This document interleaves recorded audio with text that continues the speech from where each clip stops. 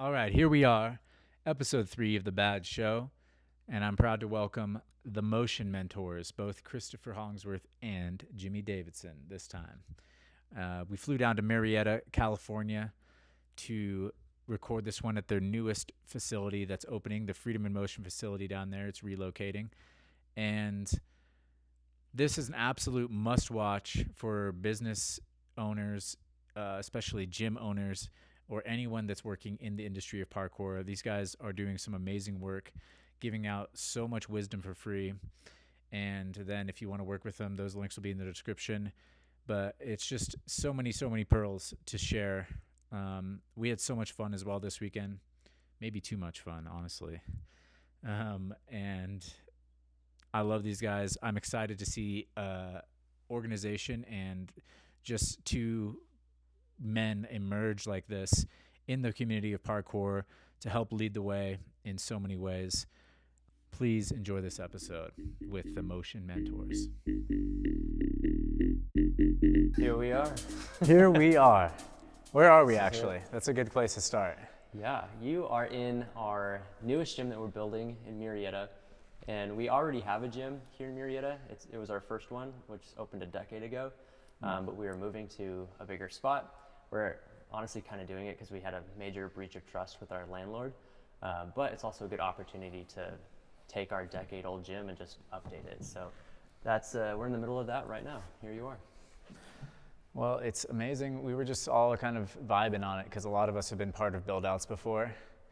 And it's bringing up like some nostalgia, and just like, it reminds me of, this is like really where the rubber meets the road again. Like, these facilities can be such a huge tent pole for communities to actually flourish. And this is where people come and meet, and this is where they make relationships often. And, you know, it's super exciting to see because you just never know who's going to really show up here. Yeah. I think of like the best parkour spots that I've ever trained at, and they're like places like Cottonwood Park in Colorado, that every time you go, you find something new to do there and practice and play on. And that makes me especially excited for this build, because this gym especially has like a lot of really interesting like knobs and like accessories and just like pieces sticking out. And so I think if you're a longtime parkour practitioner, coming to this location is going to be pretty exciting, because you'll be able to find something really new and challenging every time that you come here. So Hell yeah. yeah. Well, I'd be remiss without making some sort of introduction. So we recently did an episode with Chris, and the intention on that episode was to have both you guys, both the founding members of Motion Mentors, but Jimmy was sick that weekend, and so graciously you guys invited me out and hosted me so generously this weekend. So thank you for that. And and because of that, though, we haven't really quite heard Jimmy's story and how he got into Motion Mentors and the crazy struggles you had, 10 years ago opening that first gym. So Yeah. I want to start there and see Cool. where we can. Well, thank you. It's super nice to have you here, because our gym and community is one of the first in the country, and we've known about you and obviously you from the Colorado days. So having you, and we had some other guests like Dante here and Cordelia here, it's just like, I said this when we were eating food, but it's just like really cool to have those folks in the gym. But anyone who hasn't met me before, my name's Jimmy Davidson. What's up, whatever camera that is. And yeah, so I started in parkour back in 2007. Prince of Persia got me into it. That's kind of my genesis. Heck yeah. Yeah. And we got to the opening up our first gym because our outdoor community just was huge. I was doing private lessons and had like 30 kids that were paying me, like at the time, $35 a lesson. So we saw that our outdoor gatherings were becoming pretty massive. The private lesson, that was really working out. So it started by me approaching our mayor at the time. And I had this, I was in high school.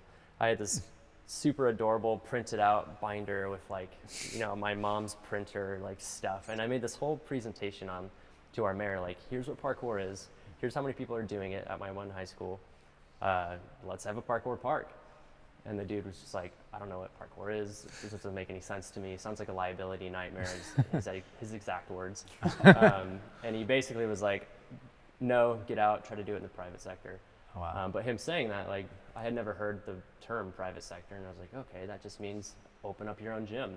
Mm-hmm. So me and my buddies at the time, we just like put together a business plan, got really lucky and found some people who would support us both like financially, and someone else helped us actually get the lease on the space, because my credit was that of a 19-year-old, like abysmal, couldn't have a lease. So multiple people stepped up and helped us, and 2014 we opened the doors to our first gym. Wow. Yeah, and that was the one that's just a block away in Murrieta. Wow. It's interesting that entrepreneurial spirit is sort of like from the jump seeded into your journey with it. Like the first thing you thought to do is like, I got to get something purpose built for this training I'm going to be doing. Mm-hmm.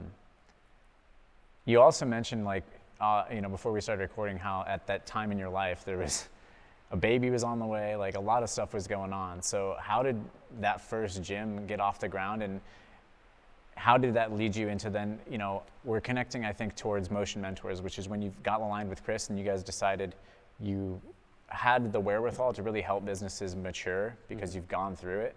But I know that the journey must have been bumpy. Yeah, so Motion Mentors, which is our company that helps other parkour business owners establish, find profitability, and maximize the positive impact they're having on their community. That whole thing is at the end of my journey and Chris's journey, and the whole decade before that was just like struggle and hard lessons. So as you said, a year into opening the business, I had a kid. I was 21, 22 when the kid actually arrived, and that's Kaya, my daughter. She's 8 now. Just love her to pieces. But at the time, business was brand new. I had really no clue what I was doing. And when I think back on like, what marketing were we doing? How were we actually getting clients? And I cannot answer that question. And it was truly that I must have gotten lucky. Our YouTube videos had just the right amount of reach to barely make enough money for us to pay rent. Wow. And ask any of our original employees, there was at least a year time frame where nobody got paid. Everybody was volunteering, all the coaches included. And then, my fiance at the time was pregnant, so they were getting their PhD at a school in a state far away. So I had to move all the way to Washington, had the kid in Washington, was just trying to figure out like, how can I do customer service remotely? How can I do, anything that could be remote, that just was mine to take on. And then the couple of friends that were still there with me at the time were just handling the coaching and handling the in-person experience. And like that worked, kind of. But for the next few years, it was really just the same year of business ownership and entrepreneurialism repeated for like 4 years in a row. So I actually didn't gain any real experience. I just lived the same year for like 4 years in a row. At some point, I moved to Norway following, my then fiance in her career path, lived there for half a year, and then was doing customer service at like 4 a.m. on Norway time because the time difference. And that was brutal. And then eventually moved back to California. And it wasn't until we landed back in California, my relationship with my then fiance was just like totally deteriorating. The gym was like actively putting me into debt. And I was like really at like a solid rock bottom. Yeah. And it wasn't until that area where I just like, my sentience started. And I was like, oh shit, I should probably get help,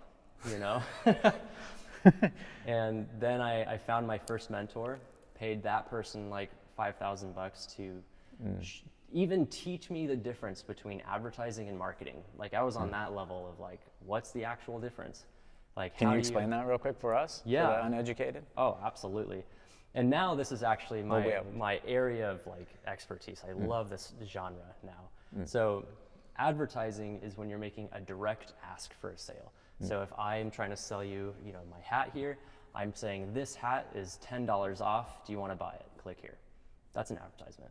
Whereas marketing is like, I'm not asking you for a direct anything. I'm telling you the story of our brand. I'm saying what happens when you become a client. I'm telling you testimonies. I'm saying the mission that we serve. It's the whole communication and establishing your brand all those touch points of communication, including me selling you my hat, the advertising, that's all in the guise of marketing. I see. You know, what hits me right there is, you know, we went really into some great content with Chris on our previous episode on like all the challenges that are like the fallacies and the blind spots that coaches have especially.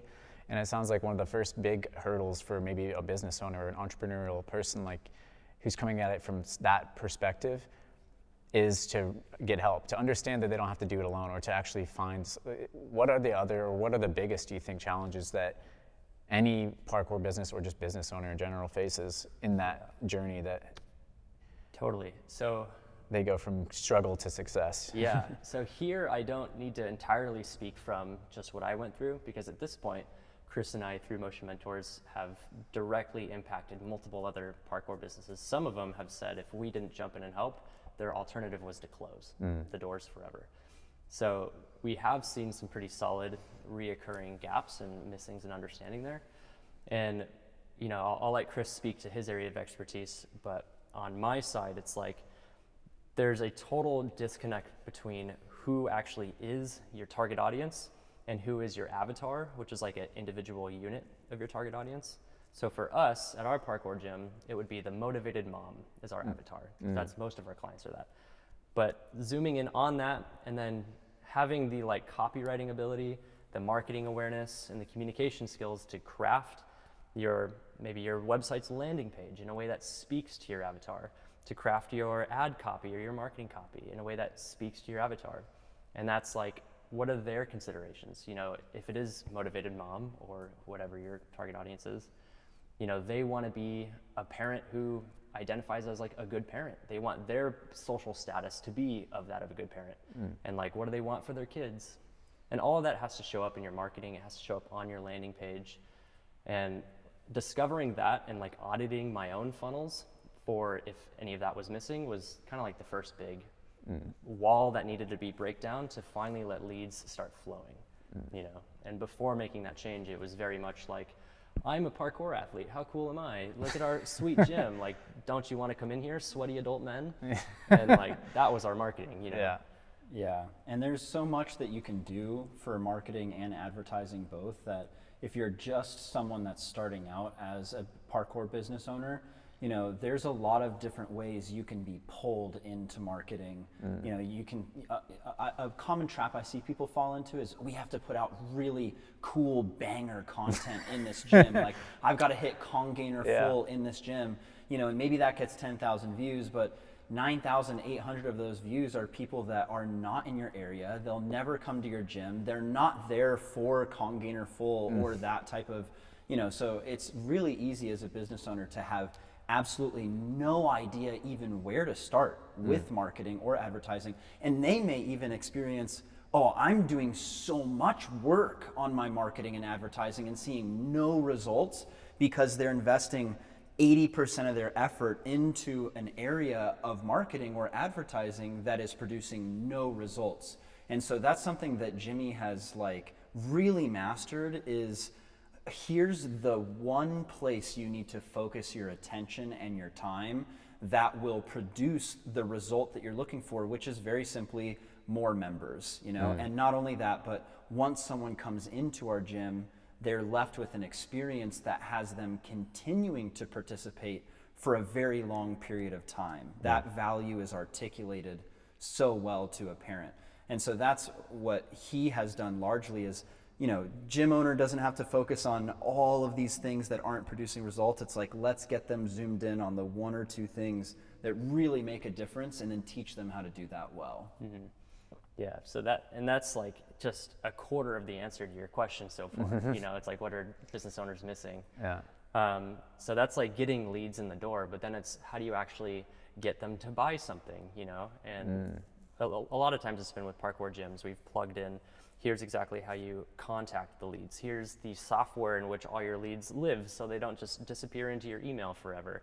Here is the script for connecting with them. When they show up in person, here is how you actually do a relationship-based sales cycle. And like, that's a new vocab topic.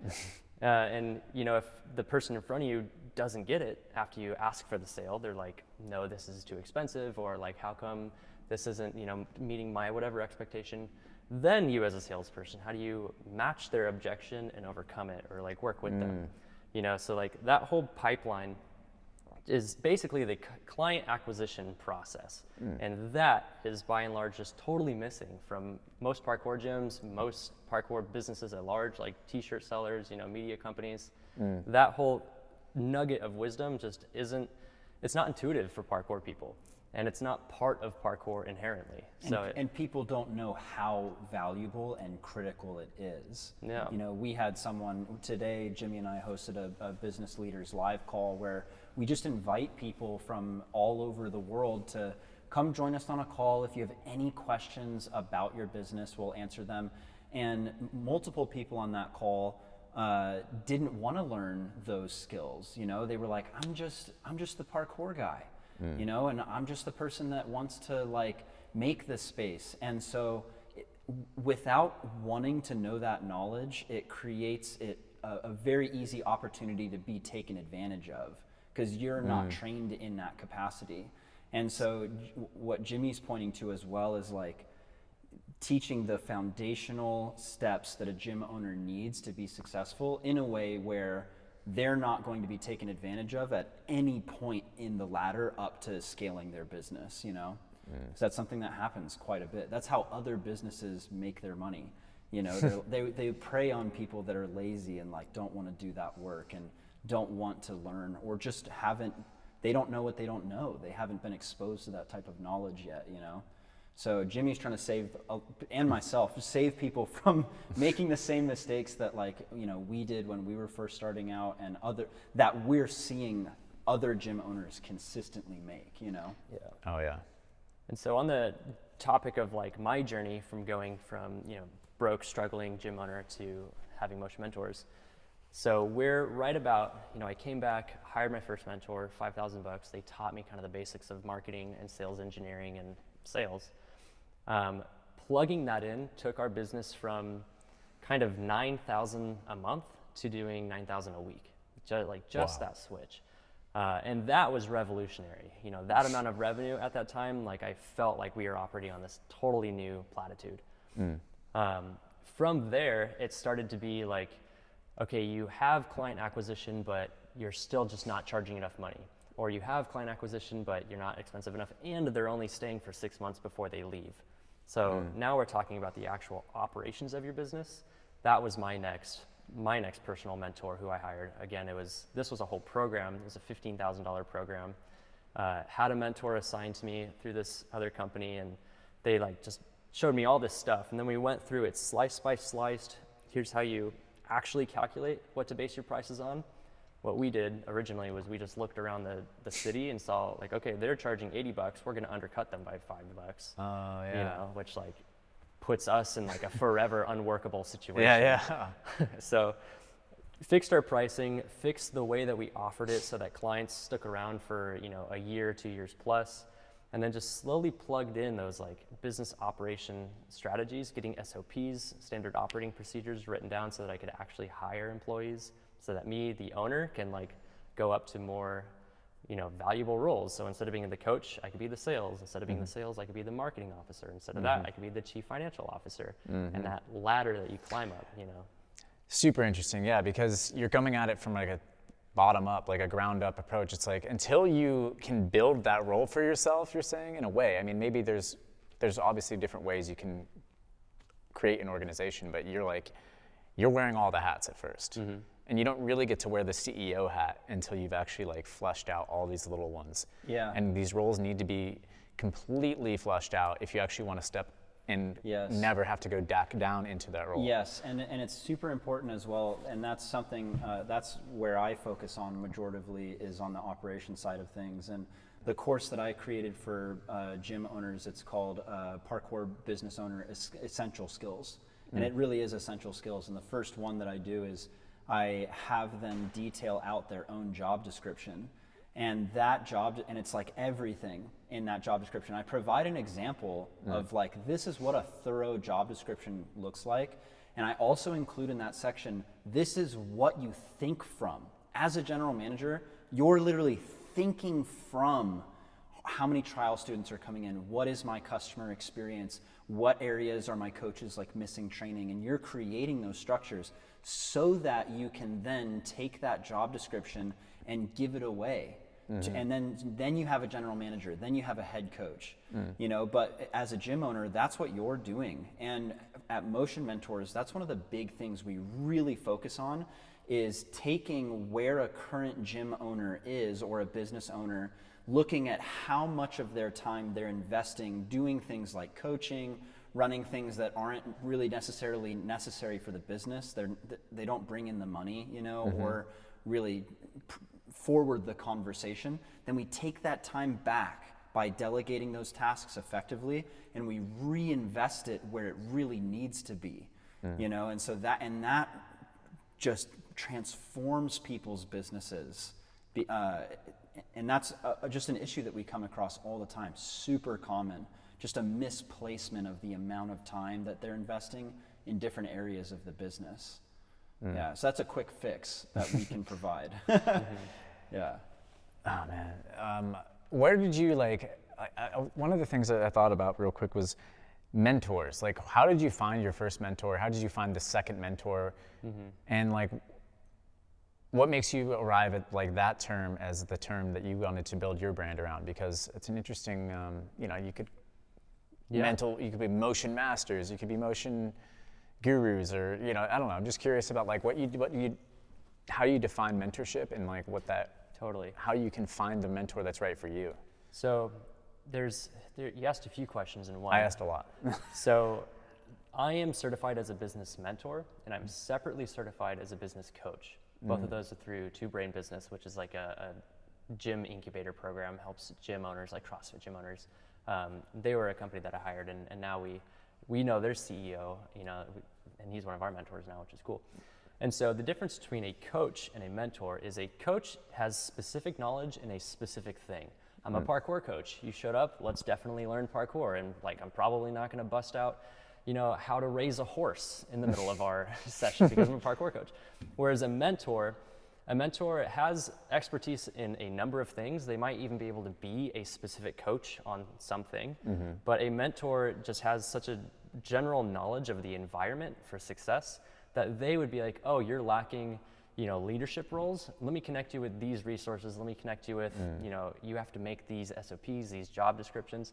Maybe they're not like the world leading expert in it, but they've been there, done that, and they can show you They can see the red flags. They're like, oh, that is a pattern that never works. Don't worry about doing it that way.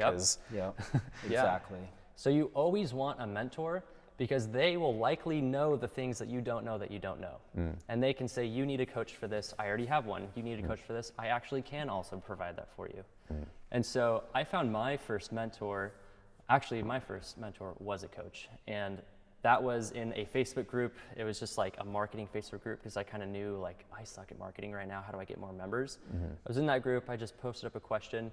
And then this person that was what they did. It was they helped small business owners get to their next level. That dude's name was Henry. Thank you, Henry, for listening. He reached out to us, and he just got me started on like, here's basic copywriting skills. Here's basic sales engineering, which is like the back end connecting of all your softwares and your CRM and stuff. And here's just like how you make a sale. That's really all he showed me. Paid him $5,000 for that. And like, it absolutely changed. It really flipped the paradigm of that current business. The next mentor that I got from there was still in Facebook groups, actually. I was just like researching. It was like a question about how do you do holds in a gym. It was like, how do most gyms handle membership holds? And that pulled up an article from this company called Two Brain, who I just mentioned. And they had a pretty in-depth article and a whole like course program, get a mentor, that they offered. Now that was like $8,000 to $15,000, but I just knew the value of having a mentor already, because I just went through that and signed up, and once again, that was like the next shift of our business.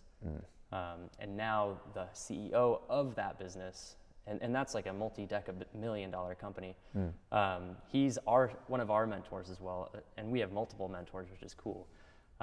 So now with our access to their entire ecosystem, our decade plus of experience, and all the gyms we've already helped, we're choosing Mentor as our name as opposed to coach, because we've seen what can take a gym from $9,000 a month in revenue up to our current level, which is we have 3 gyms right now and we're building one right now, and we're at a multi-million-dollar a year revenue with like a pretty nice margin of profit, 50 plus employees. And that's in parkour. And that's in parkour. Like, I mean, we only do parkour. you only do parkour, Yeah. but I think parkour has unique challenges because of what it requires. Ceiling height, the kind of zoning, warehouse space. Like, I always thought that the margins were, you know, my limited experience, but I thought that was one of the hardest parts to really figure out, because it's just the pure industry of it. Like, you need a lot of space to do parkour and to build things, and it's costly, you know, there's zoning problems. So it's really impressive that you've been able to create those greater margins in this industry, especially, I would say. And maybe it's young, and so there's a lot of easy, low-hanging fruit to figure out. But at the same time, there's nobody really doing it other than you guys that like can actually share this type of specific wisdom. You know, you're hitting the nail on the head too in a big way, because something that we haven't really articulated yet that's happening behind the scenes is first of all, Jimmy, before I even came on board, had already made it past certain filters that most parkour businesses don't make it through. You see a lot of businesses close down for one reason or another. And what are some of those filters? Like, an easy example for one of them is institutional knowledge falls apart. You have a few people that really know what they're doing within the business, and then once they leave, that knowledge is now gone, and you know, everything goes with it. So that's one example. Another is people who don't take the time to learn about proper zoning laws or what it takes to manage or run a business, and then they get investigated and their business closed down because they weren't doing their taxes properly or their building wasn't up to code. So there's things like that. There's also gym owner selling the gym, or the building owner selling the gym, the gym get kicked out. That's taken out. You know, I can name multiple gyms. That was something that really destroyed Apex Louisville at the time, or Boulder at the time. So if you don't have a cash reserve, or you don't have like a strategy to quickly, or even like, I mean, I don't know what you provide in terms of like leasing, like attorney, you know, the scope. There's the ways that you can build and negotiate a lease too that takes skill. It's a whole other thing that's somebody's professional job, you know, full time is legal to that point, we have a partnership with gym lawyers. We and gym lawyers work together specifically to help bring that knowledge, that legal knowledge and acumen, to the parkour industry. So when you work with us, if you have a lease you got to review, you have like a sublease or any kind of contractual thing going on, like we have an expert in our corner that's one of our mentors that we also give to our gyms as well. Yes. And so you have these gyms that they haven't made it past certain filters that Jimmy has. And so by the time I came on to Freedom in Motion had already arrived at a certain point. And then there's just the element that I bring which is mostly internal work that I also do with motion mentors, that is having us, exactly as you just said, completely in our uncharted territory. And our whole goal is to move other gyms through the filters that we have already successfully navigated. You know, there's a certain point where you're making $9,000 a month, then you're making $30,000 a month, then you're making $60,000 a month, you know. Then the amount of money that you've brought in, 45% of that consistently is under payroll. So you're making sure that you have the appropriate amount of money that you can invest into your profit account or your rent or your emergency savings, you know. So it's all, you know, you've done all of the back end stuff. And so that is something we're really committed to, is moving other gyms through those phases that typically take them out. You know, they typically ruin a business. We know how to successfully navigate those waters. Having been there with his own gym many and multiple times, and me having been at various locations throughout the United States, kind of stabilizing them internally and seeing that work. So it works really well in that way, us together. Nice. Are there any like criteria that you would feel like are necessary to create a successful gym, like in terms of location wise? It's like you're never, no matter how hard, no matter how much mentorship, you can't really do it here, you know. Or what kinds of things do you guys require in order to? It's like if you don't have these ingredients, you don't even have Yeah. the recipe So available to you. there's some good news there, and it's that we're working with, and we already have worked with a different gym whom they're in an area with a population of like 3,000 people around them. And you know, our first location in this town, there's only 100,000 people in the whole area. You know, so we're not in like a major metropolitan area, but our zone, that zone with the 300,000, just 3,000 population, like both work. So it's not really like this uncontrollable factor. It's really, you know that your gym needs 50 members to cover its fixed costs. Are there 50 people in this community? Probably, right? Yeah. So you just need 50 to cover your fixed costs, but knowing that, what are your fixed costs, which kind of big filter number one is I have to even learn how to pull numbers and metrics for a business, you know? So learn your fixed costs. And then if I divide that by 50, am I actually charging that amount per member? What's my average revenue per member?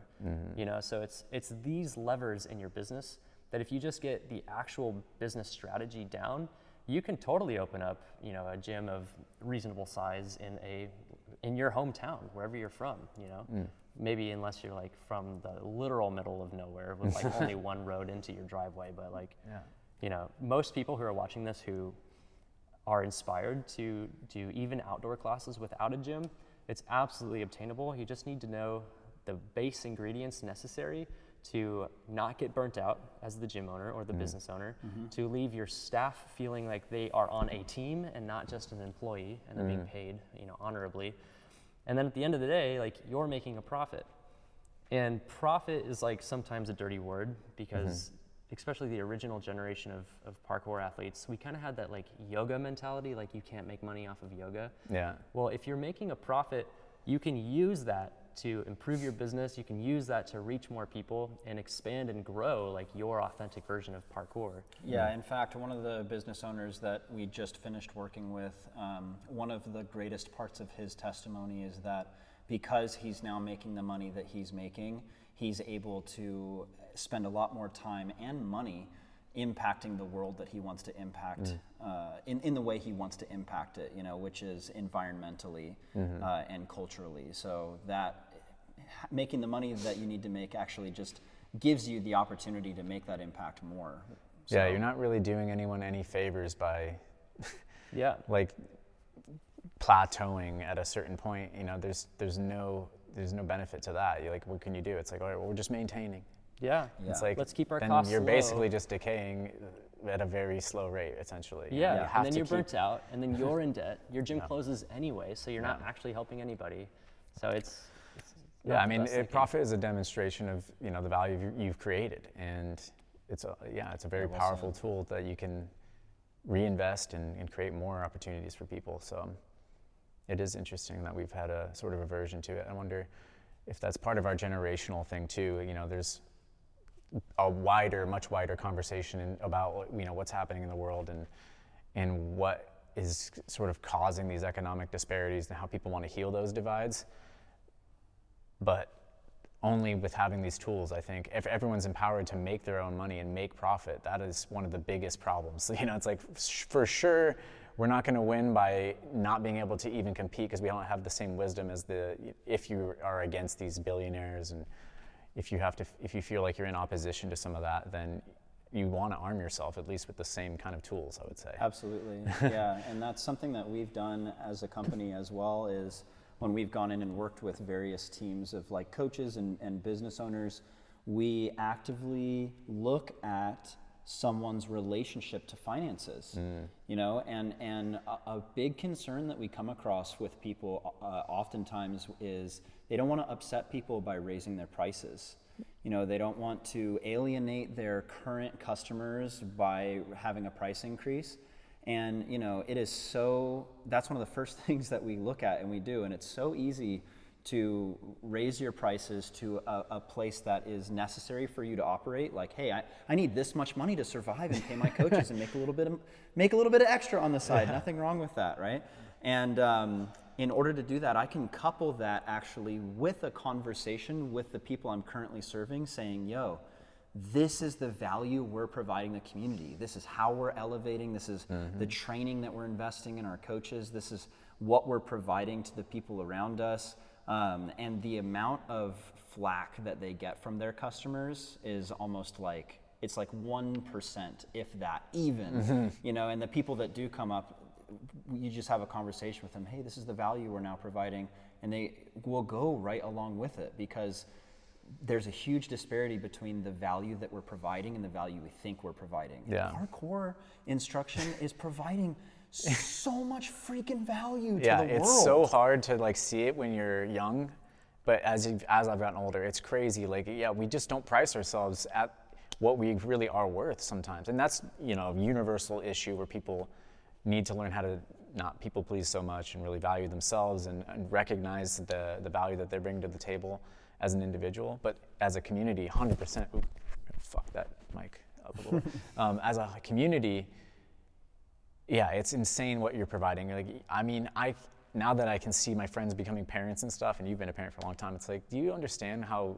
awesome it is to be able to drop your kid off at a place that's gonna develop them in every capacity possible, basically, physically, mentally, like, and emotionally, building team. Like, there's so much that's offered at a parkour gym, like you're saying. I mean, what else, is that kind of what you're speaking to, or is there? 100%, and you're so spot on, because that is something that I am focusing on within Freedom in Motion as the core operations manager, the person that's like, what are we doing in our day-to-day?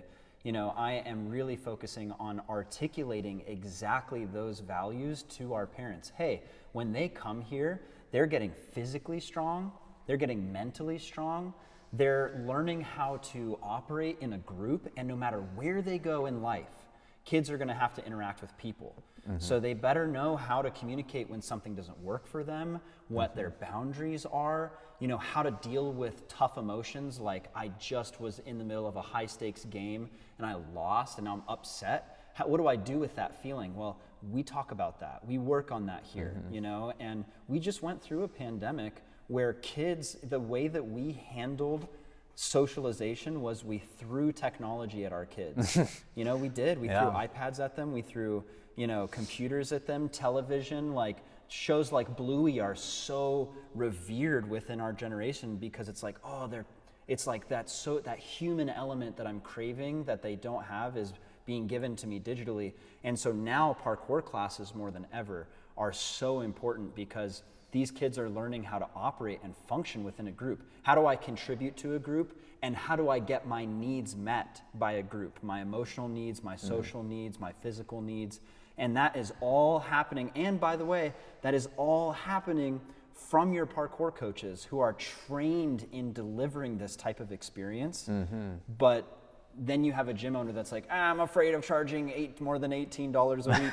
It's like, no, dude, we gotta get some more money in there so we can actually like make this difference. Yeah. You know, like when you really think about it, it's crazy that you're not charging like a ton of money for this. Well, you and know? if you take it from a holistic perspective, it's like, how can you justify me not being able to afford the kind of services that I'm providing you, you know? Like if you're pricing yourself at $18 a week or something, then surely if you had kids, you would never be able to afford parkour classes. 100%. So it's just crazy to think about yourself in that community sometimes, and you'll realize we're all here like doing a lot of service to whoever we're involved with. Yes, and on that topic too, you know, something that Jimmy has done with his gyms and other business owners have done is they provide a scholarship for anyone where price would be a bar of entry to participation. And then if there's ever like, oh, I can't participate in this because I lost my job, or you know, someone unexpectedly died in my family and I can't afford this program anymore, great. Well, that's not going to be a hit to you or the community because you can still participate with us. That's why we have this scholarship set aside, but that's such a low percentage of people that it also doesn't impact the business, you know? It's Can I give the community. a little like a case study of a success that we had with the gym raising their prices and what actually happened? So we had a gym who was in that price range like Chris just said, and the gym owner was just like totally terrified to raise prices, and especially by the amount that I told them to. It was 58% price increase. And because basically they were going from unworkable to, if it were my price, I'd still charge more, but it was, you know, more than double what they were, you know, expecting. And so there was a lot of pushback, there was a lot of fear, but we gave them this whole letter that like really articulated the value we're bringing, the change, how important it is, and the gym owners like goal that they were trying to achieve in life. That was all in the letter. And then we installed a couple improvements that happened immediately, like the gym now had a front desk team, whereas before they didn't. Someone dedicated to customer service. The clients saw that we came and had like a coaching workshop, and that had immediate effects on the client's experience of the classes and the coaching. And so then when the price increase hit, here's what happened. Price went up 58%. 10% of their clients canceled. But if you look at that based on revenue, they started earning like 2.8x revenue from no extra work. Yeah. Some of the members who were like, oh man, this is a solid price jump, what we offered for them was you can lock in your current membership price for at least 6 months or more, prepay all of that, and then you lock in your rate. That way you have time to catch up. You can see if our new improvements are worth the new price for you. And that gym owner had so many people take him up on that he instantly made $17,000 in that 1 month. And then the rest of everyone just took the price increase. Yeah. So he was able to take that 17K, finally get a drinking fountain for their gym, which they didn't have. Oh man. And do Water's all this competitive. do all this other stuff. And if that gym owner wanted to pay himself, he probably could have, you know? Yeah. But now he has a chunk of savings in his bank account, plenty of money to get new members, and now their membership is up by 50% also. And those members are at the new price. Yeah. So you can hear that we took that business owner from like burnt out, nearly out of business to like, this is awesome. I love learning to be an entrepreneur. That's Yeah. amazing. And that goes right into Jimmy's whole journey. You know, you can hear where he started from, just like bringing it together, scrapping by, like having no idea what he was doing and what he was focusing on, and being burnt out, like super burnt out, to now at a point where like, it's so nice because I work with Jimmy in a bunch of different capacities, and anytime I check in on him, on his person, like, how are you doing? Like, are you rested? He's always rested. He is more productive than anybody that I know, and also more rested than anybody that I know. And usually those two things do not go hand in hand. You're either really productive and not very rested, or you're super rested and not very productive.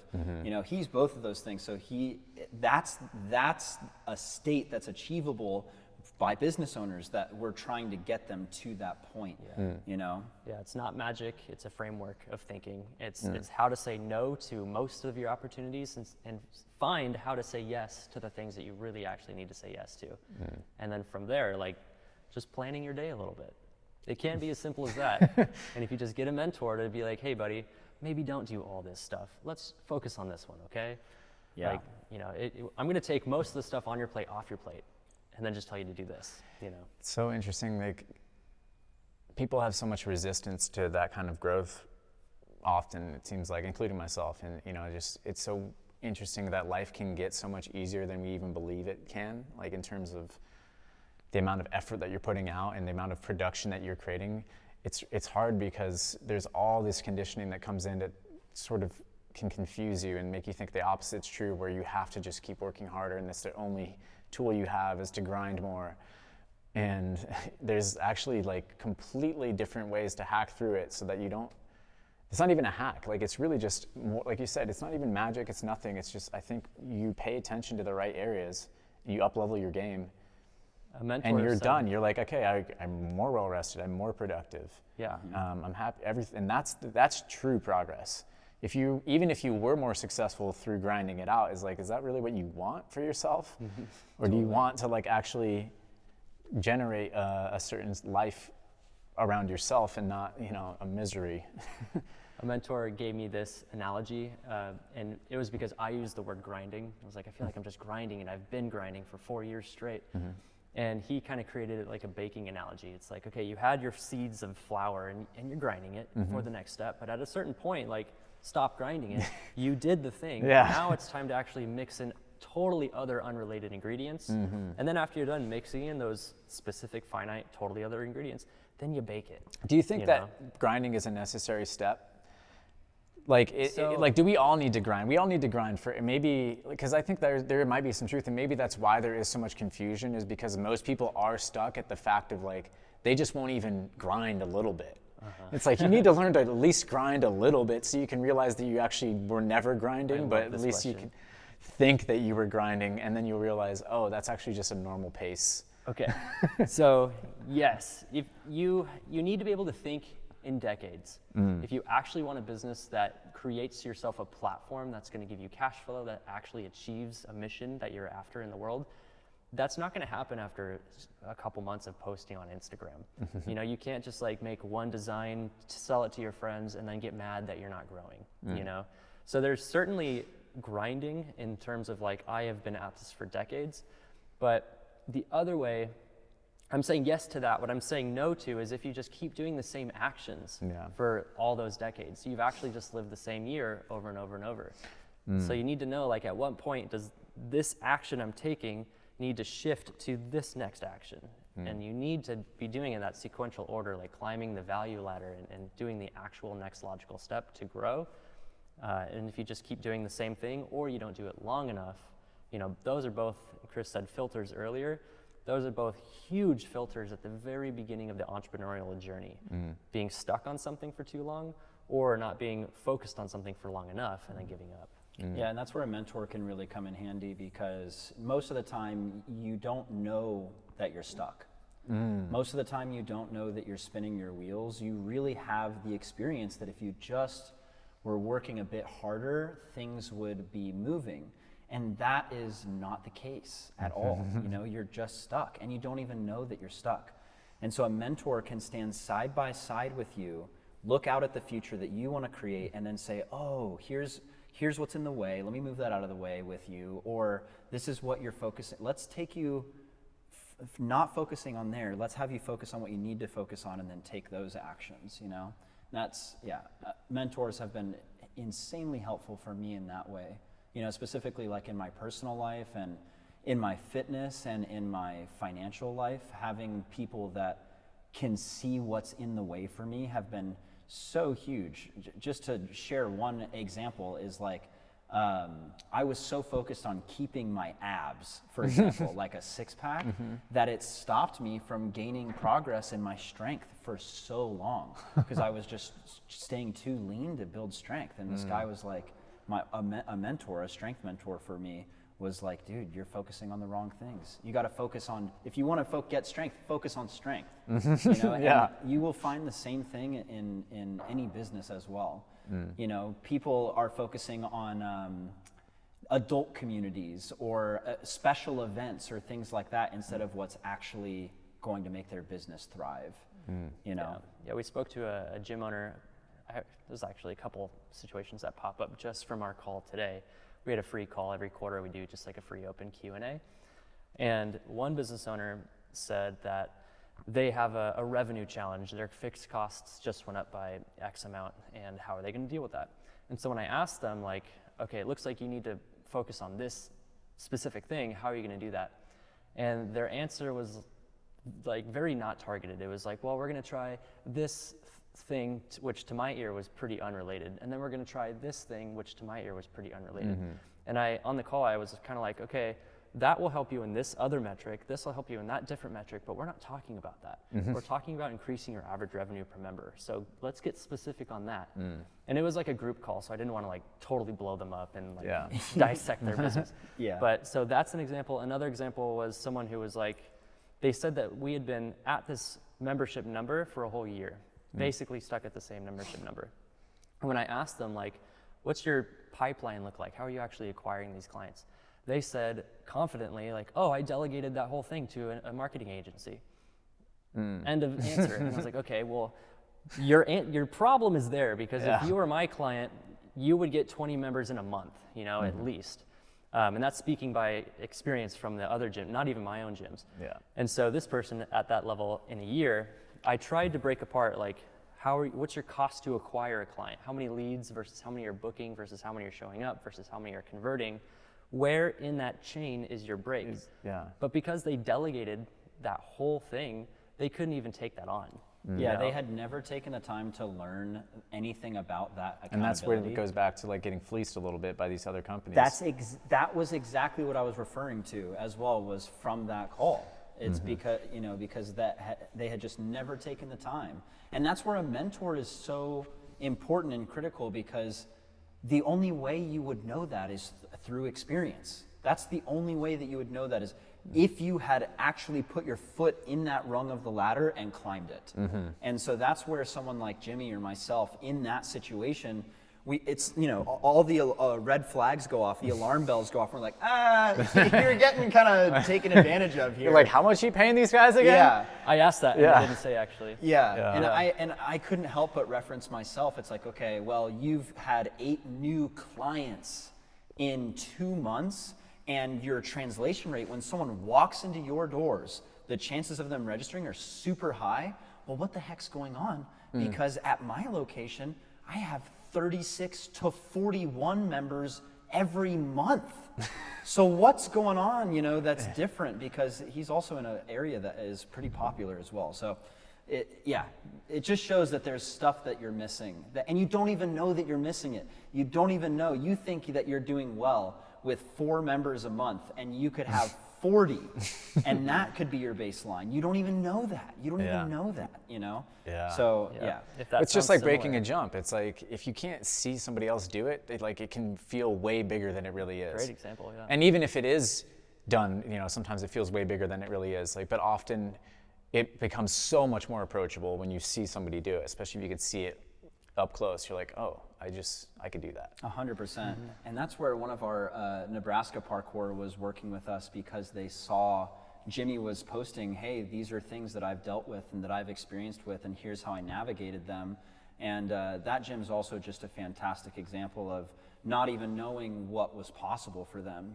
They had an idea of, oh, if we fixed our systems and did X, Y, and Z, we would be at this point. But Jimmy came into Nebraska parkour and was like, no, we could be here. Like, we can see beyond even that goal. Well, and that's what I love, that, even just the existence of motion mentors is a testament to this principle to some degree, which is, you guys are exploring new territory. You guys are showing everyone else right now through this business that there's a space to support other businesses, that, we often, I think people would default to thinking that we're all in competition almost with each other.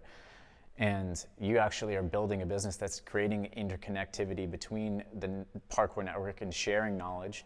And it's a rising tide that's raising all boats. But most people that hasn't really existed yet. I mean, it has to some degree, but not like this. Like, you are, again, taking it to a new level where it's like, oh, my business could be really focused on parkour business owners. Like, that sort of hasn't existed. Yeah. It's like people have been like, oh, I could go to other parkour athletes, but they haven't made a business for parkour business owners. I mean, not that I can think of, other than like certain insurance things and stuff. But yeah, and I said before, we were built on necessity. This hasn't existed before because most people just hadn't gotten to a point. The infrastructure hadn't gotten to a point where people were experiencing the pain that they now are. Like, people have been around long enough that they're like, holy crap, my gym has closed for one reason or another. I can't develop my community in one way or another. I assembled a team and got all my operating procedures correct, but now my team resents me and I have no idea how to deal with that or put that together. That's something that a lot of people deal with. And so it was built out of necessity. We're now at the point where a company like ours is necessary. There has to be a solution to a lot of the pain that gym owners experience, and it's unnecessary suffering. Yeah. It's suffering that can be like very quickly and easily moved through. Yeah, sorry to cut you off, but it's just like what we're doing for our students. It's like, you could go out there and teach yourself parkour. Yep. And if you're Didi Alidi, or what, I can't remember his name, last name, Didi. If you're Didi, you might succeed and become a world champion, like basically by bootstrapping your whole career. Yeah. But that is a rare breed, and most of that was probably a lot of still unnecessary suffering, and he's just a tough animal that can like really handle that journey. But you're going to be way more supported if you can find a community and find some people that can, I mean, he had a community, I'm sure, but still, it's just crazy. His story is particularly crazy because the resources he had available are limited, but most people aren't going to be able to get themselves out of that situation and bootstrap themselves up to world champ. Yeah, and dude, there are some gym owners that do pull themselves up by the bootstraps and they're just kick butt. And guess what? our content's for them too, because Yeah. we put out all our stuff for free. So Yeah. it's like, cool, take what we put out and frickin' run with it if that's your personality type, if you can play ball like that. Yeah. Or, you know, spend $15,000 and we'll come in and we'll do the whole thing for you. You'll make that money back in a month or two. Yeah. You know, and we can say that as a promise. Yeah. So like that is, you know, you got a couple options here. but the option you shouldn't have is continuing to suffer. Yeah. Do something. Do something. Either hire us and get us in there and have us fix your problems, or fix them yourself, because the resources do exist now. You know what I mean? Yeah, But- it's like there's no excuse to be like, well, I don't know what's the example. I'll give you an punching into example. your Kongs like Yeah. anymore, unless you know whatever. No, like, totally. Yeah. We you don't should know have- you don't need to do that, and there's 100 YouTubes like on Yes. it. Like you don't need to strike your fucking spine on your roll anymore, because Exactly. there's a million roll tutorials. So And those pain what are points you for doing? gym owners you know? are like, you shouldn't have a team that resents you. Yeah. You shouldn't have coaches that are burnt out. You shouldn't have a high cancellation rate for your students because they can see the value.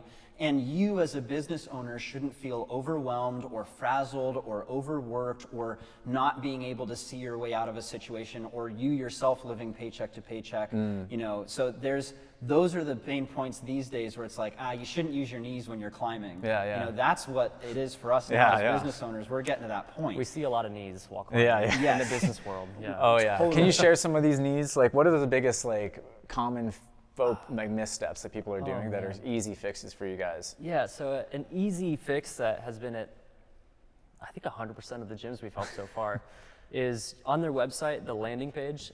A landing page is like where you want your leads to go to actually sign up to be a lead, right? So on that landing page, that's pretty essential, and half of the gyms I'm about to talk about, that didn't even exist. They're sending people.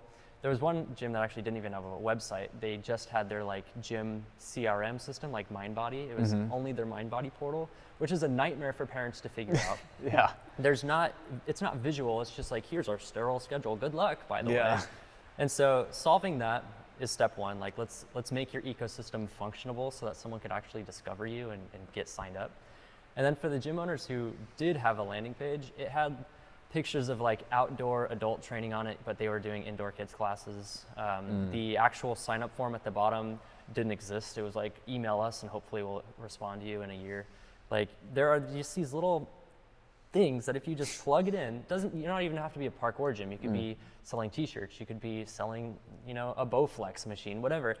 You have to have these foundational lead acquisition steps in place, and then you have like it's like an electrical circuit, Yeah. and then it's all working. You know? That's what I think of sometimes, like, you know, in my career that, you know, outside of parkour that I have, partly, and this is what's so cool about parkour, and again, motion, like, I love what we're talking about, because an athlete that develops certain skills, or even like social media skills, these things are, just like we were talking about, way more valuable than you might give yourself credit for in other industries.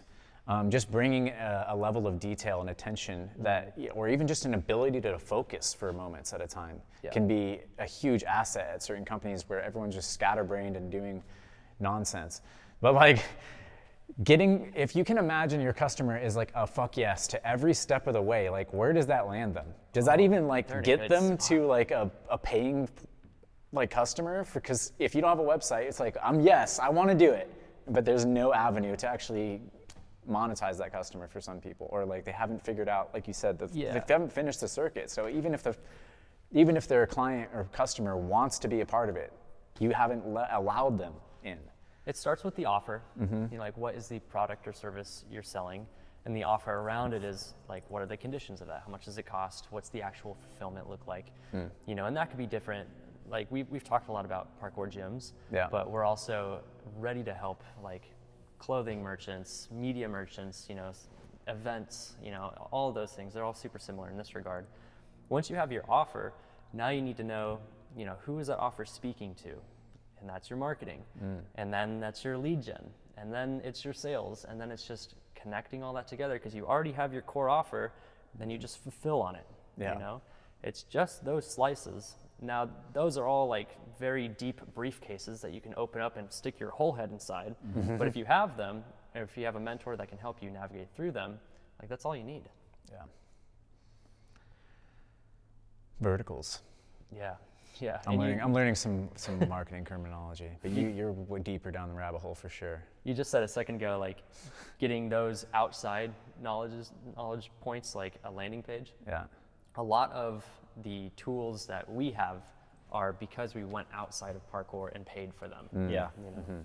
Yeah, I did a lot of personal and professional development with a separate company, and almost entirely what that company focuses on is communication skills, you know, and specifically 3 different dimensions of communication. There's me to you, which is where most people live, is I just focus and operate on this one dimension of communication. But then there's the second dimension, which is you to me, and that's like, wow, anything you say to me, that's now my communication to do something with, to respond to hold myself to account to you know, just be responsible for. And then there's the third level, which is other people to other people, you know, and that's a skill that like you wouldn't necessarily think translates to a parkour business, but it totally does. Because now I get in there and wow, what really makes a difference with culture and with sales is how does our team interact with each other? How does, am I ignoring any communications that are coming to me? You know, things like that. And so you find most parkour people that are in the just entrepreneurs or businesses these days have to have skills beyond just being a parkour coach to be successful. You have to have taken skills from, you know, multiple different aspects of jobs to be successful. Marketing, you know, business strategy, strategic planning and implementation, possibly even construction. Yeah, finance. Yeah, so, like carpentry. Totally. Yeah. And what we've done is we've actually gone through and we've said, wow, at each step along the way, how deep do you have to dive into this? How much do you really need to know? And so that helps us as mentors, because if we get someone that we're working with, you know, and they're dealing with an internal branding conversation, or they're dealing with, how do I even communicate to an employee that I'm upset with? Like, how do I even navigate that conversation? We have an in-depth toolkit for just about everything that you could be dealing with. So that alone has been super helpful as well. Is that like, what are some of the big knees on climb ups in terms of like leadership and communication between team members? Oh yeah, so I'll tell you a big one. The biggest knee ever, there's two I'll touch on. The first one is something called personal and professional enmeshment.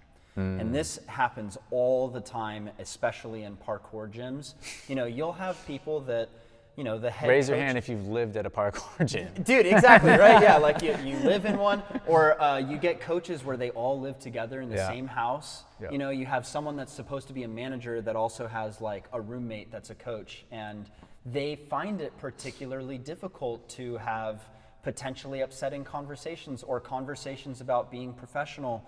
You know, they don't enforce policies like, hey, you have to have a logo present if you're going to be a coach on the floor.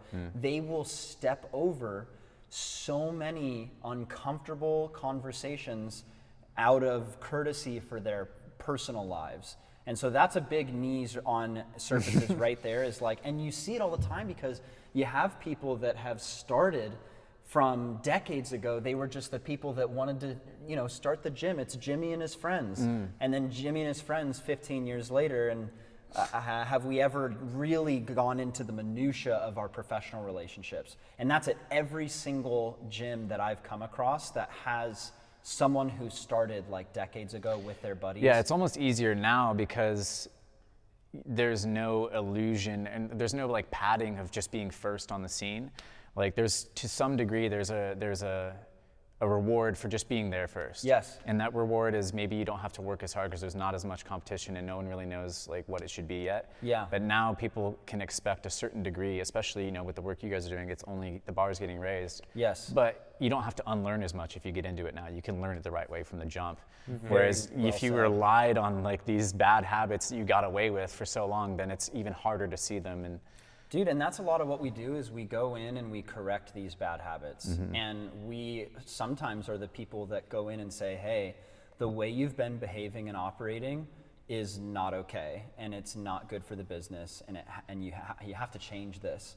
And something that I do is, and I don't do this begrudgingly, I don't do this resentfully, this is just a service I provide, is I will hold a business owner's hand and I will teach them how to have those conversations and navigate that personal and professional dynamic in a way where they can respect and maintain their friendships, but still develop a culture of accountability within their business where they can have those tough conversations, you know, without compromising their friendship, because you can have both. You know, that's the fear is, man, if I lean in professionally, I lose my friend. It's like, no, actually, by enabling this behavior, you lose your business and you create a shitty person in the process. So and probably resentment in your friendship too. For sure. Subtly, And right? I've lost some of the original friends that we opened this with, even some that like were in leadership positions. Some of those friends, we just aren't friends anymore. And some of those are genuine heartbreaks for me, you know, and I can look back and see if I just had the skills that Chris are now providing to our clients, if I had that back when I needed it, I'd probably have some more friends, honestly. Yeah. You know? And that's why I'm trying to step in with as many business owners as I can, because they trade short-term discomfort for long-term unworkability. You know, they're like, oh, I'm not going to lean in and have this conversation, but then stuff just is unworkable, you know.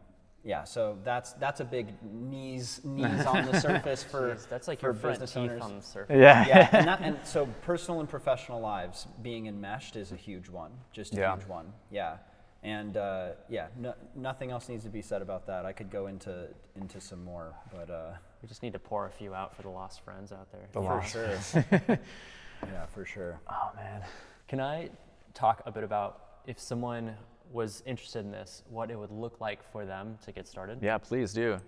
So if you know, whatever type of parkour business you own, we are interested in impacting parkour entrepreneurs. So, you know, come and challenge us with whatever your specific business is. What it would look like is you go to motionmentors.org.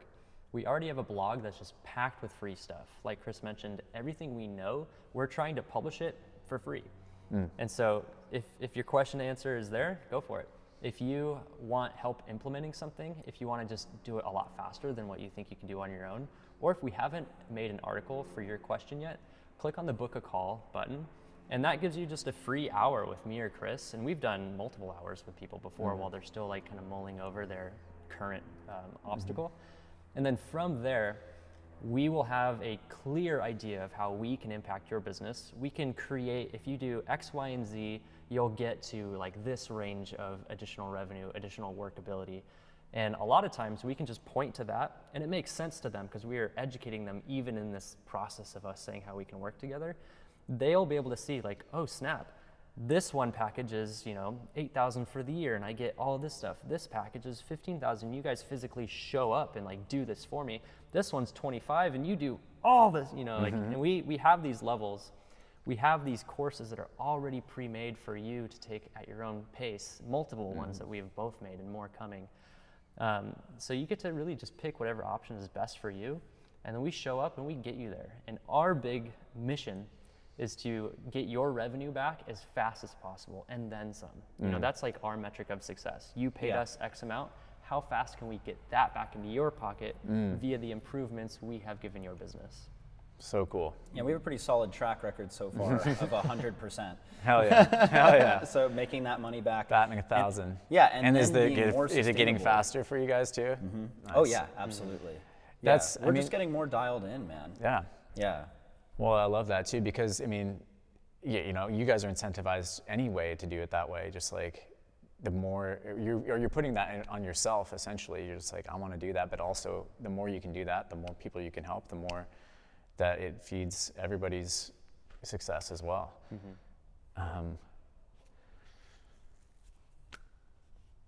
Where to go from here? Let's see. So can I say why in the flip are we even doing all this? Yeah, And that's a good. That's a good That's a good segue thing to into- point towards. Yeah. What are we doing? What's Why? our mission, right? Why? Knowing your why, knowing your North Star is huge. I have a personal one for me, and then there's one for the whole business. My personal one of them is that I want to give parkour to 1 million people, but not just like here's how to do a step vault, here's how the vaults work. It's the actual like juice that the athletes get when parkour really revolutionizes their self-perception. Like I am now someone who can do hard things. I am now like confident and capable. and like I am now the creator, you know. Once you get that juice of parkour, that's what I'm trying to give to 1 million people. And so through Freedom in Motion, my parkour gyms, you know, I need 600 gyms to do that in my lifetime, and which I'm going to try my hardest to do. But if we can also empower other parkour entrepreneurs like gym owners, they directly teach parkour. If you make, you know, long form movies or parkour project videos, you actually getting that out to a larger audience, you inspire people and bring more people into parkour. So helping parkour entrepreneurs foundationally raises the parkour industry. And now I just started talking about Motion Mentors' mission. We are trying to foundationally uplift the whole parkour industry so that it's, you know, there's more money in the sport, so that athletes, like you were an accomplished speed athlete, you know, back in the day, and you were a super freestyle athlete back in the day. But when we hit our peaks, like there wasn't really much for us, you know? No. We want to try to make that foundational, you know, like a cake, and start raising it up so that there actually is like an echelon to achieve, and there actually is resources for kids and families who want to do parkour. That's what we're trying to achieve. Yep. Yeah, big time. Even on today's Parkour Business Leaders Live call that we run, there was a woman who showed up who was a head coach of a program, and I was just like so emotionally impacted by that there's like, the questions she's asking were about continued education for coaches and about like just staying up to date on the best resources possible for a coach. And like, that's someone that I want to support with Motion Mentors. I'm like, yeah, head coach should be a big freaking deal, which it is. If you go to our website, motionmentors.org/blog, it's like, you'll see head coach, the unsung hero, is an article that I have. And like, that's a head coach showing up on our call is a function of the industry elevating. We should have head coaches popping up and maybe forming a committee and talking about like the advancement of how to effectively teach a curriculum. Took me 4 years to learn a B-twist. Now I can teach it to someone in 30 minutes.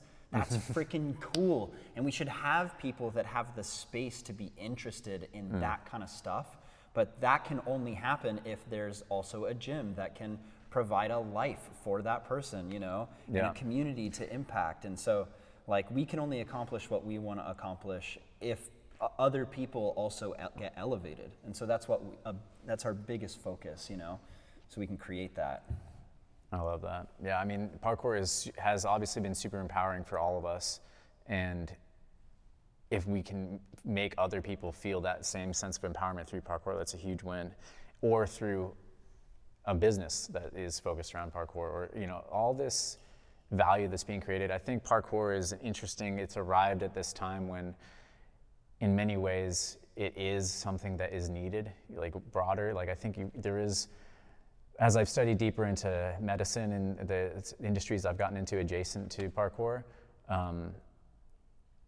it's a huge piece that's missing from people's lives. It's just movement, just motion. Like, you know, they're just sedentary, like they're in their phones, they're in their iPads and whatever. And there's a lot of things online that will give you an edge on your health, and a lot of it has truth to it, and there's a huge fitness industry. It's not like people aren't focused on this per se, but it being playful, it being fun, and it being integrated into your expression in a way is something that parkour has just delivered on so powerfully in all of our lives. And I don't see, you know, it not continuing to permeate the culture and permeate mainstream, because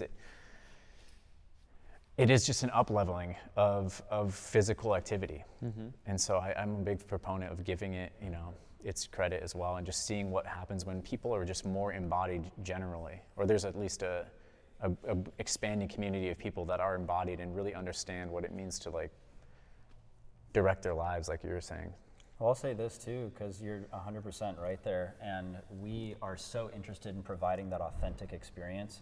And there's a lot of people out there that are really smart when it comes to business and finances and strategy that don't have that same authentic nature for expression that parkour offers, that you know, we're looking to equip that authentic expression. We're looking to equip those people that want to create those spaces. And so it's important that other people, other passionate parkour practitioners that have made spaces also get interested.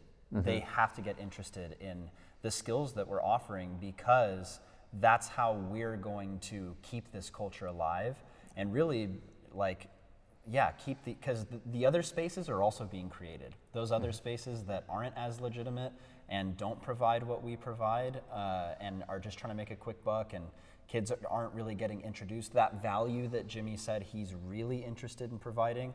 You know, that is also being built at the same time, which is a fire personally under my own butt to be productive in this company. Is like, I want to make sure that the spaces that we're providing are authentic, and that people are really left with what you just said they're left with, and not like some fake imitation, you know? I want the real crab meat, not the fake Not the imitation pink, crab. like, yeah, the dyed version. Yeah. I want that wild caught parkour. Yeah. And so that's who we're really out to empower as well, is those people that really, they want to make, I had a How do you ground that down? Like, what are the pitfalls that are like, how do you orient towards that so you don't dilute it and give something that's derivative and doesn't, you know? I'll tell you, it's really easy. That's such an easy question to answer, because it comes down to just empowering the people who are really passionate about it. You know, I was on a call not too long ago, and there was a person that was like, I run a parkour program in a gymnastics gym, and I am terrified about bastardizing what parkour is, just because of like the equipment that I'm using. And I was like, even you just having that concern of bastardizing it makes your program so much more legitimate and authentic. You know what I mean? Yeah. And so for me, I'm like, I just have to look for that passion and empower it, and where it's missing, you know, you could assert that authentic nature is also missing. You know, you just got to follow the passion. And we're helping someone right now. There's someone that we're working with who they're operating in a very small square foot space. They're the only coach there, you know, but we can see, Jimmy and I can see very clearly, oh, this person's going to have a transformed gym and an amazing experience from working with us, because what is present is passion. What is present is that like authentic, That's spark. another piece of the criteria. You can identify, like, you're like, oh, It's easy. This guy's got. And they're coachable. They're I'll add coachable. that. Yes. Gotta be coachable. Gotta be coachable. Yep. Yeah, because for the people we have helped, it's scary. Like what Jimmy's been, Yeah. it's terrifying to make the changes we suggest. We come in and we're like, yeah, 58% increase. You know, that's nothing to shake a stick at. No. So there's some trust that is involved in this for sure. And yeah, it takes some cojones to make these choices. You know? Totally. Yeah. To even ask for help to begin with takes some courage for a lot of people, and that was one of your Yes. big first steps for sure. Yes. And I think in the parkour industry, there is a huge amount of I'll figure it out myself. Yeah. It's an obstacle to overcome. Yeah.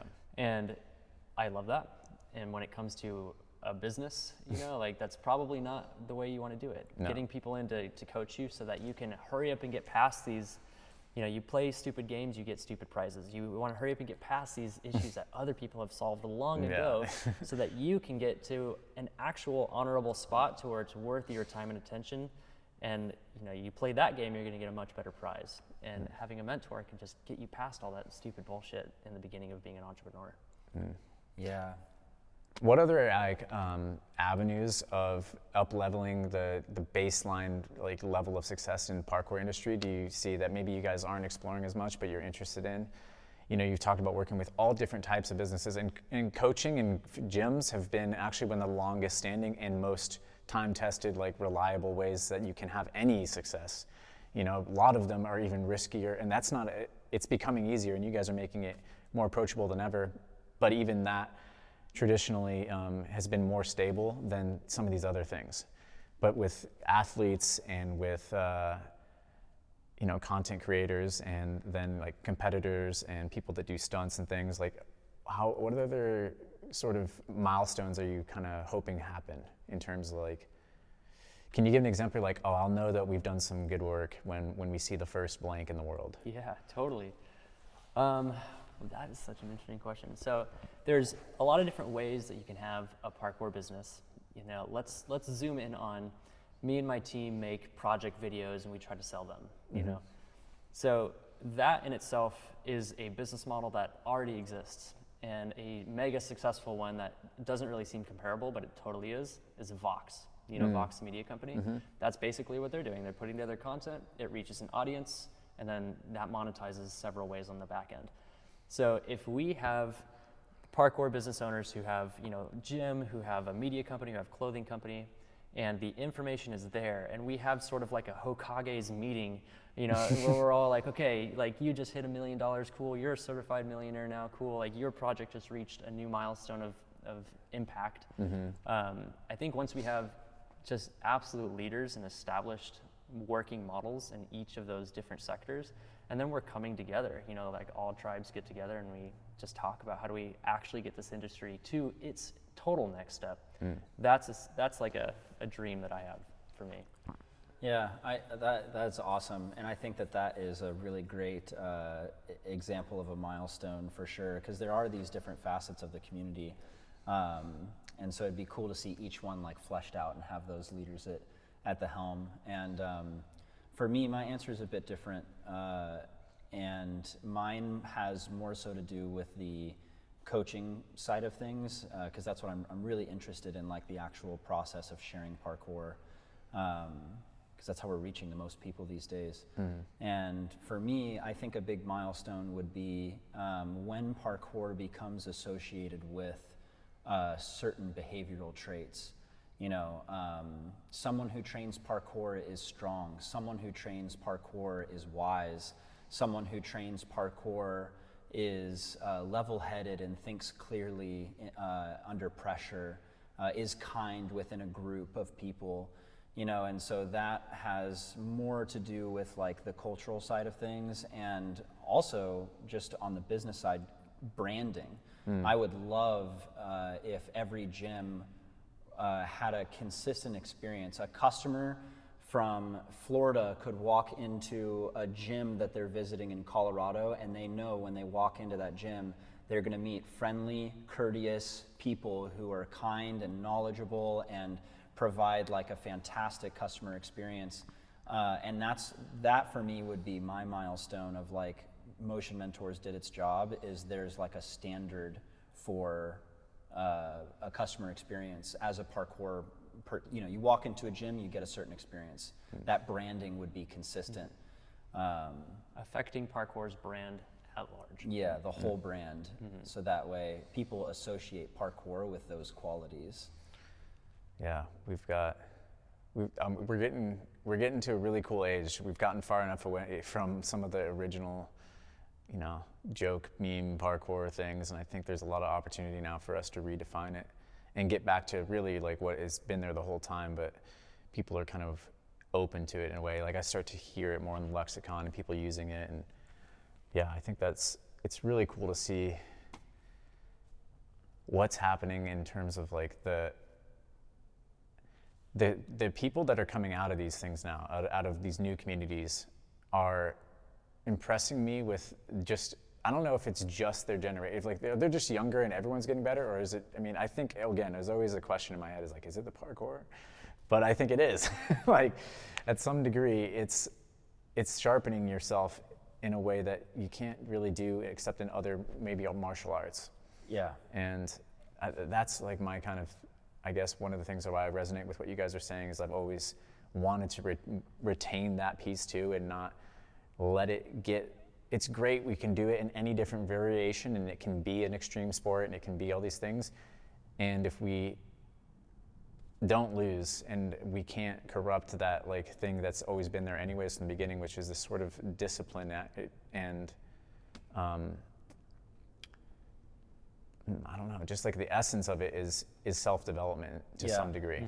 Yeah, and you'll see the same spirit in the entrepreneurial side of things as well, you know, like what Jimmy was talking about earlier with the grind. You know, you asked like, do you really have to grind? Like that for me is like kind of what the spirit is, both in parkour and in business, which is this ship's going one way. I see the end to this line.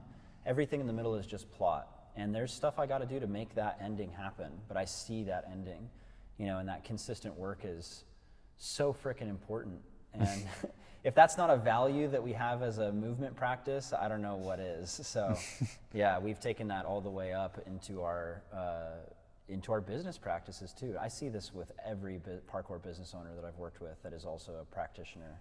You know, it's that perseverance, that spirit that they have, which is so freaking cool.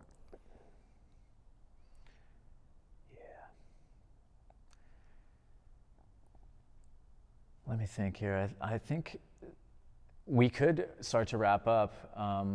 I do want to pick your brains a little bit more, though, about a few topics, and I just have to reference. I can't reference my notes because my phone's recording it, but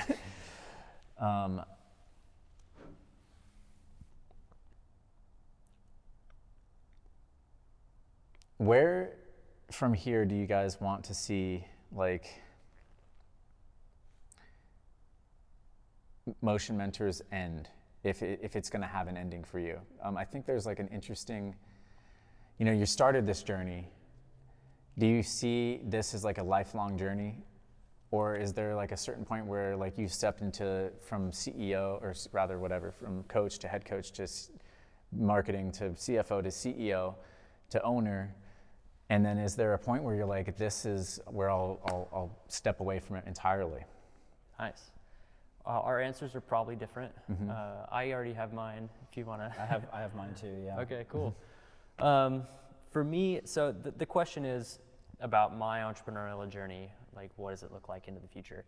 So it'd be great to get Freedom in Motion up to a point to where we can afford and we have found a CEO who's better at it than even I am, so that now their expertise is really well seated, and that lets me go even up higher in my value ladder. For Motion Mentors, it would be plugging in the other components of it that don't exist yet. For example, like right now we're partnered with a legal brand partner, but if we like had experts in-house to like really grapple with that, we don't have like a financing arm for parkour gyms yet, or parkour businesses yet. There's kind of like a whole suite of business support, like portfolio ads that I want to create Motion Mentors to be.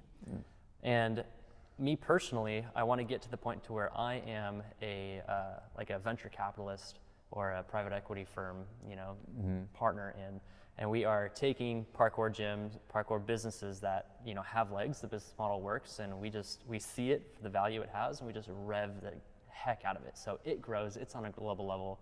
We do that multiple times with multiple different portfolios and multiple different entrepreneurs who have their own thing.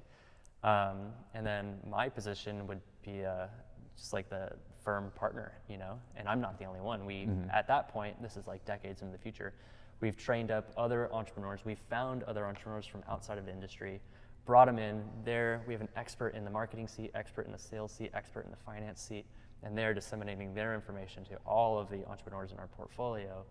This is my like vision out in the distance. Wow. Yeah, that's incredible. That's a big life. Yeah, that's a huge arc, it looks like, from here.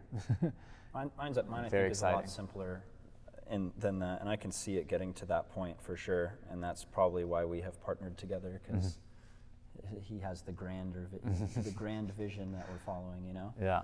And mine is, I'll know we have accomplished our goal when I'm no longer needed. Like today, it was so awesome. There was someone that posted in the group, and in a parkour gym owners group, and they just posted this fat thing about how they've just been on this rigmarole about, man, should I have a fixed curriculum? Should I have a non-fixed curriculum? And I had written out this like really detailed article and accompanied slides, like really easy to digest slides, just on that, and it was just ready. And so that I had the resource he was looking for. It was already done. And so that, I think, for me will be the point where I'm like, oh, I've done it, is when there's not a single question that comes up out of the parkour entrepreneurs field that we don't have a resource for, or we don't have an answer to, When that has happened, like, I will consider what we've done a success. Like, we have a solution to everything that you could possibly experience or deal with as a coach, as a general manager, as a CEO, as someone dealing with finances. And I can't wait. I'm sure there's a million problems we haven't even come across yet because we haven't even reached that point. But when we do, we'll document what we did. You know what I mean? So that's how I'll know we're done, is when it's like, yeah, you couldn't come across a problem we haven't had and have already like solved. You know what I mean? So yeah, when we're the most useful. That'll be so wild. I mean, I love that, and because I love that it's so open-ended too, and there's so much motion can apply to that. I could see it getting really, really just deep into the number of different clients, people that you're helping. I mean, it's going to be oriented towards parkour, but it can go so much bigger than that even. Yeah, we're looking at even having programs for parents on how to interact with their kids in the same way that the coaches that we're training do, you know, to continue to inspire that respectable space.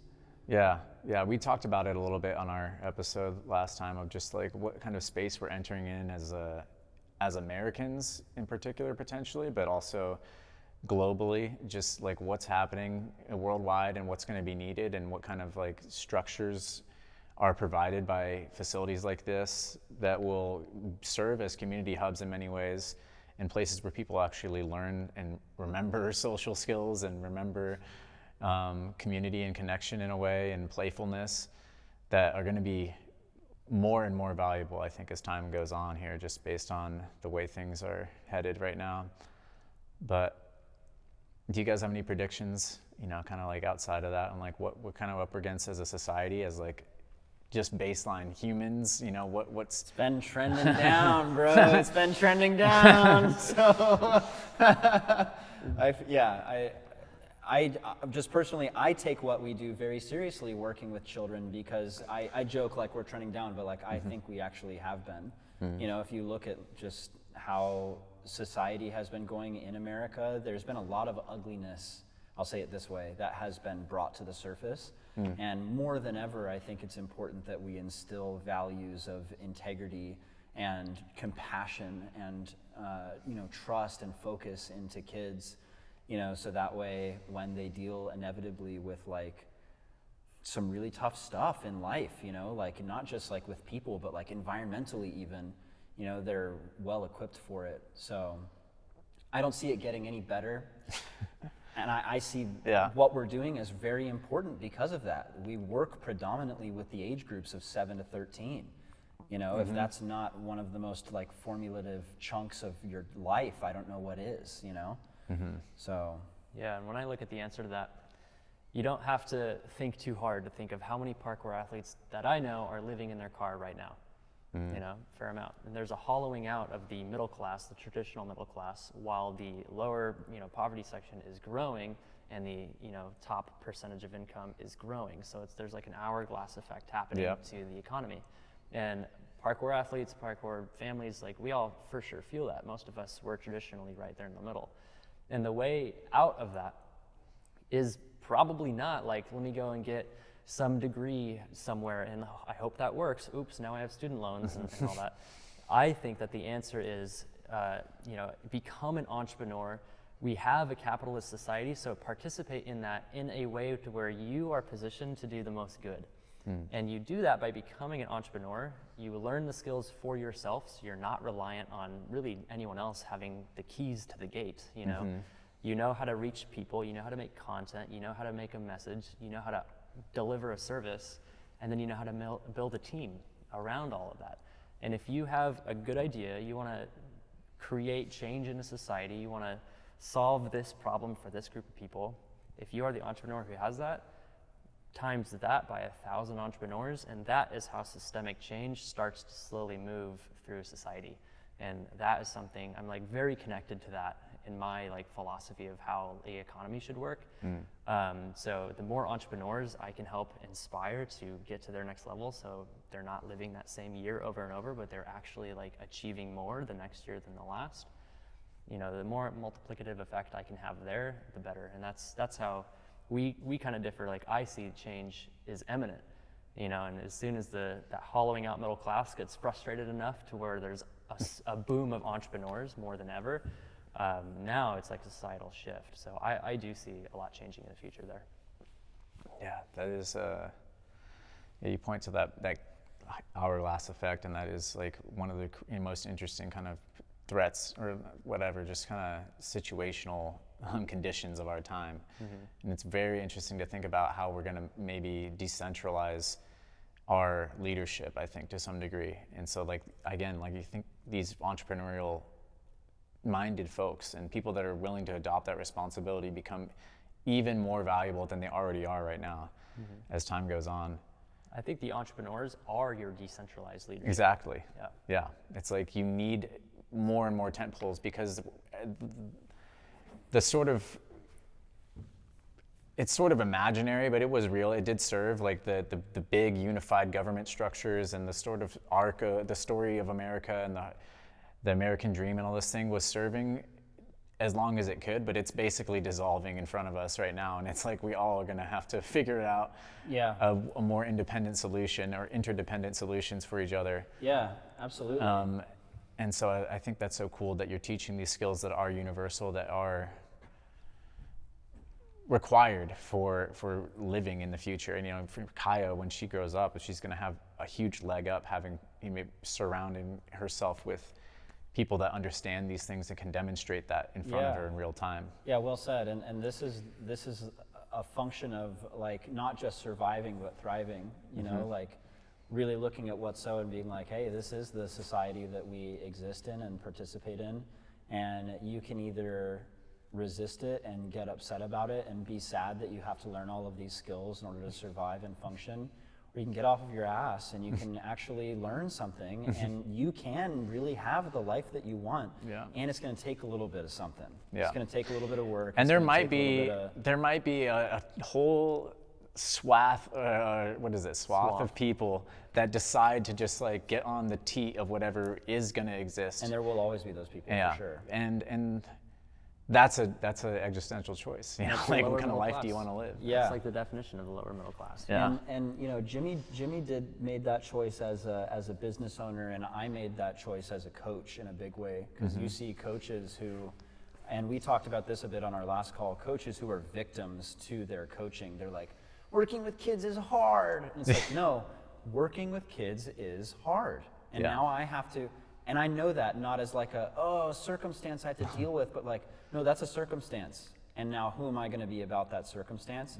It's the same thing about what Jimmy's saying as well with the entrepreneurial side of things. And you better get interested in equipping yourself with the tools you need to thrive, you know, or struggle. And quit complaining about it, though.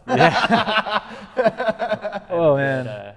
And I so love that, because for me, that choice was made when I decided to pursue parkour in so many ways, because there was no avenue, there was no guarantee, there was no anything, but it was like, I'm going to take responsibility for my life and do what I want to do, and not just, like, let the circumstances tell me what my life is going to be about. Yeah. And so I think you would probably, maybe you feel the same, like, about your choice entering that space. I was a little bit older than you guys, I think, when I first started training, so it was more like of an adult decision maybe than it was just like a continuation of the play I was already doing in some ways. But I think it's so cool that we can carry that, because again, like, I think parkour has arrived and is sort of like, you know how like the sort of hub or the hot spot, it sort of shifts, you know, like for a while it was Colorado. I mean, Colorado's still a hot spot, but I don't even know if it's the capital of parkour in the United States right now or anything. Like, it felt like it was for some time. And in that same way, I think, like, the baton gets passed, but I think, like, the baton of like big, huge existential, like, archetypal energy, like freedom or entrepreneurship or authenticity, also these things can be carried in different communities. And I think parkour is carrying certain batons, like, for the whole human species in some ways, of, like, these are values that we're not letting go of and we cultivated, you know, on the outskirts of society, but now we're going to reintegrate them as, like, this new sprout of humanity blooms or sprouts up and becomes, like, this better version of ourselves. 100%. Well said. Yeah. Every kid I interact with at a camp, as a coach or a camp director, and I instill this, is it's like, you're not just here to learn parkour, you're here to learn our culture. Our culture, that's a literal practice, a group of people practice something. And you belong to a community of people that practice leaving no trace. You know, we practice, like, keeping each other safe.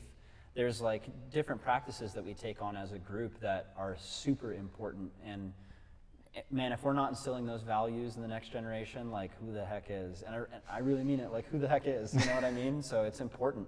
And parents, dude, they see it. They come up to us and they say, thank you so, I love the way you interact with my kids. I love the way you speak to my kids.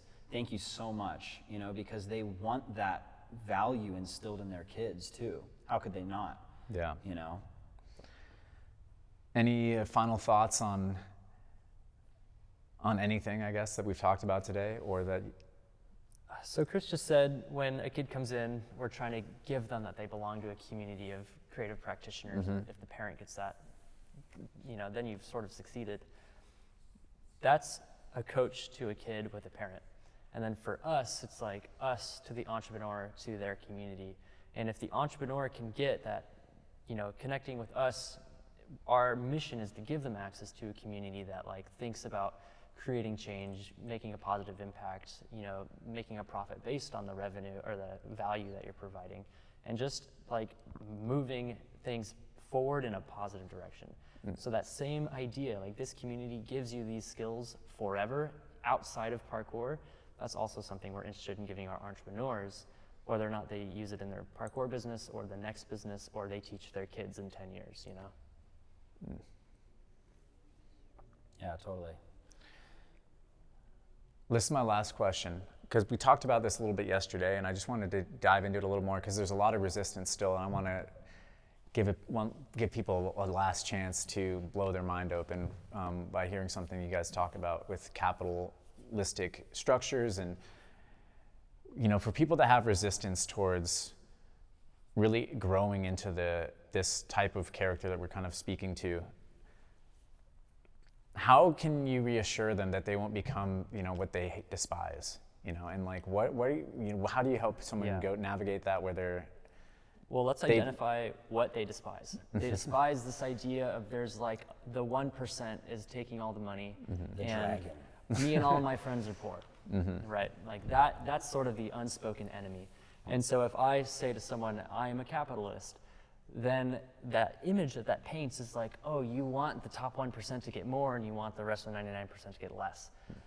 And really, if you take on the idea of like, what is a capitalist? It's you are in the marketplace and you're gonna figure out a way to provide value and then just get something in return, right?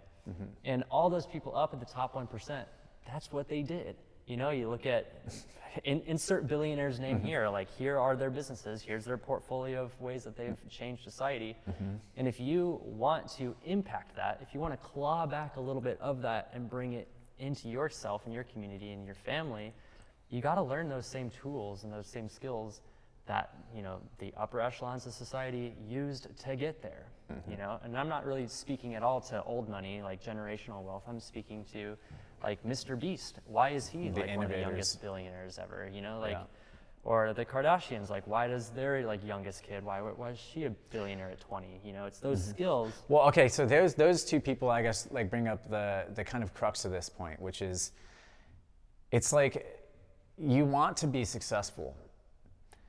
And there's this question like, do you want to be McDonald's or do you want to be like some gourmet burger restaurant that has grass-fed, like healthy food versus like I mean, they're not even technically a restaurant chain. They're really more of a property, a real estate like company at McDonald's. Are you speaking to like how to not lose your values along the way? Yeah, I think that's probably what I'm talking about. Or just even, I mean, with people, I think a lot of people have resistance around that. And I think we're entering an era where if you have that at the top of your mind, you will win. Because we're entering an era where AI is just going to be mass producing just crap. You know, like every 2 weeks, AI generates as much text volume as all the books that have ever been written every 2 weeks. And that's already happening. So as we move forward, the market will crave human connection, it'll crave authenticity and like a genuine experience and a human experience. So if you're someone who wants to go make that delicious burger and whatever that means for your business, and you want to take the time to like be a total artist and make it beautiful, love that. Now you need to learn marketing and Yeah. sales and operation and leadership. And if you can just do that, and that's the part that's the entrepreneur part, Yeah. and you add that to your like perfect Krabby Patty of a burger because you're an artist, then you win. Yeah. And you do that, and then you do that for a decade. The first decade you get kicked in the teeth over and over, but once you figure it out, now you are one of those entrepreneurs making that impact. I love that. I love that you pointed to the fact that we're headed there regardless. There's an era of transparency, I think, that's like dawning, and there is no more, like it'll still probably get worse before it gets better. It's still gonna get a little bit messy because we're not quite finished pulling the rug up and getting everything underneath it swept out. But part of that end game, I think, is like there is no more room to be full of shit. There's no more room to not deliver on your promises and your values. There's going to be no more, because people will have to be, you will have to be that alert, or you'll be basically in the matrix. Yeah. You can be in the matrix, you can be the battery for the system in the goop with the plugs, Yeah. or you can be awake at that point, and that's like, And dude, we're a natural function of that coming up as well. We have risen to the top in the way that we have because there's no, I'm just gonna say this bluntly, there's no other people on the market that are offering the type of quality that we're offering in the services that we're offering. And we are going to attach ourselves to the authenticity of parkour because we are the authenticity of parkour. We freaking believe in this stuff from the ground up, and the impact that it has in your kids, the impact that it has in your life moving forward. And we're here to empower the other people that think and act the same way, period, the end. You know what I mean? So yeah, the only way that it goes is up from here. hell yeah. I think we can cut it there. I think we can call it there. Thank you guys so much for being the generous and gracious host that you have been for me this weekend, and for the amazing work that you're doing to really elevate the community. And like you said, like you've finished the grind for everybody. So now we can all just rise up, I feel like, together, and all the services and the ways to get involved and get the free content that they're putting out or work with them directly will be in the description. So much love to you guys, and yeah, can't wait for more of these and more. Dude, thank you. Thank you so much. And thank you for coming down and for just being a part of it and, having the conversations that you've had. It's been so awesome. Like, I feel honestly rejuvenated every time we meet up because it just re-solidifies kind of like what I'm up to and what we've been creating together and the impact we've been having in the community. So thank you for using your platform to like help share stories and services like this to people. It makes a big difference. It's a two-way street. Like, I say this all the time, but really, like, this keeps me as in it as it keeps you in it. Like if there wasn't Motion Mentors, there wouldn't be as much of a reason for me to want to do this show or any other. Like, there needs to be these kinds of things happening too, because I'm in the same game. I don't want to do the same year repeating over and over. Yeah. I'm interested in the people that are helping it grow and like helping showcase that. That's part of my mission too. So I'm grateful for you both.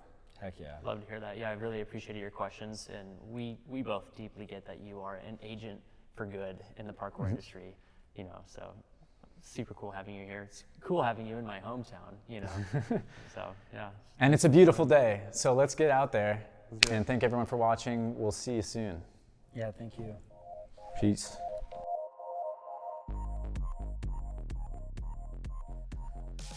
All right, that was it.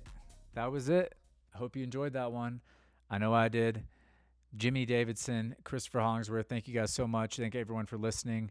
Jump into that description if you need to follow the links to support these guys or work with them and take your business or entrepreneurial adventure to the next level. If you want to support the podcast, all that shit's there too. Love you guys. We will see you soon on the next thing happening on this channel.